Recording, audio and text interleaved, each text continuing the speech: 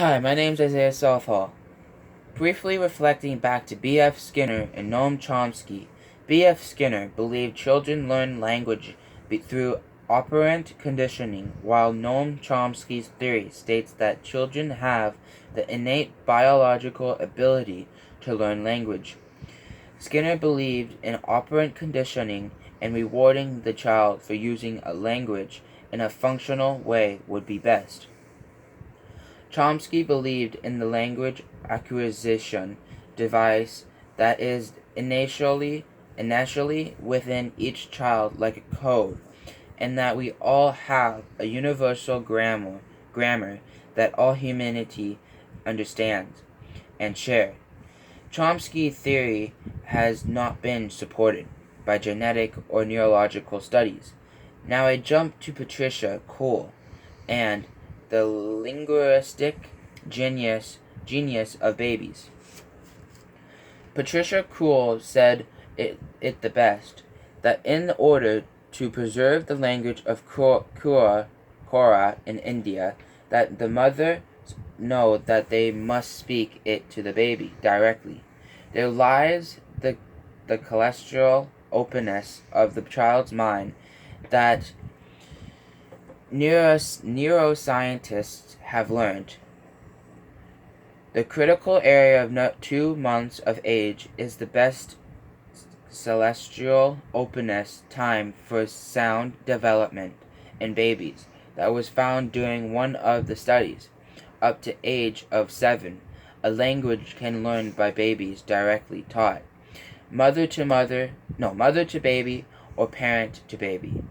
But then there is a systematic decline to absorb that language learning as the little geniuses have been able to absorb and learn. It all has to do with the brain for the learning and development. Language has a critical period for learning. Patricia and her team studied why we cannot preserve a language by speaking adult to adult. Well, language has to do with a critical time period that is between 2 months and 7 years of age. As I said, from the age of 7, the language learning ability declines rapidly. Basically, after puberty, we sort of fall off the map of language acquisition. Babies can take statistics on another language, and babies absorb the sound. There are Japanese R's, and the language material is amazing. So what has this study done to their brains? This demonstrates babies can learn other languages, but not only from a TV, audio, or just visual taught. It has to be human to human.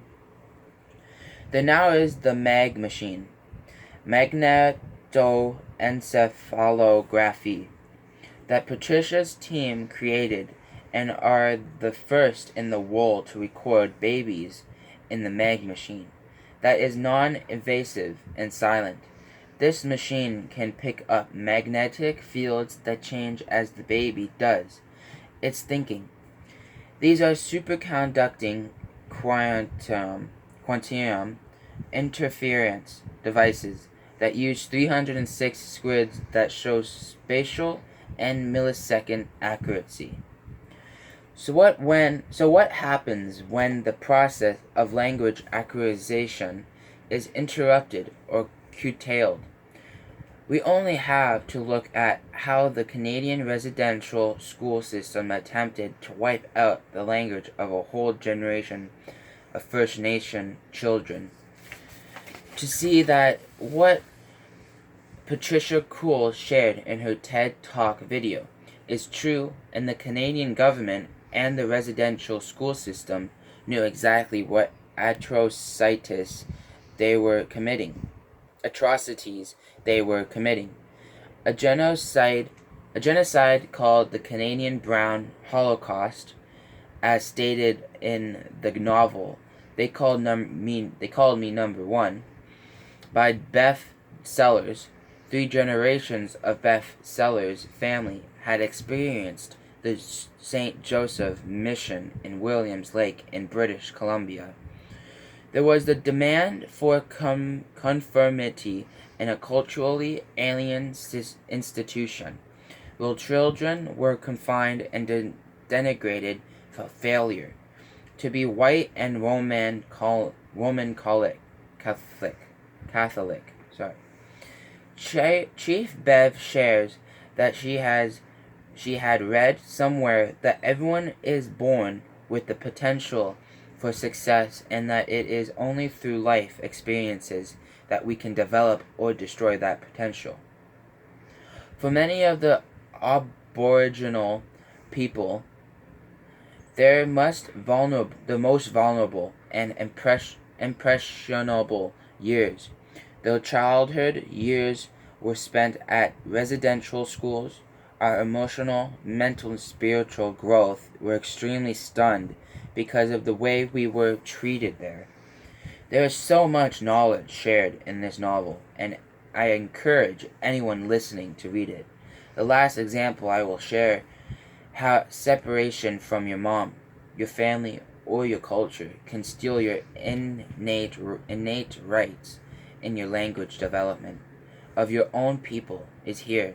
Graham was 7 years old when she first went to St. Joseph's Mission in 1903, and she spent the next 9 years there, with the month of July being the only time she was allowed to go home. During her 5th year at the mission, her mother died. Thank you very much, and yeah.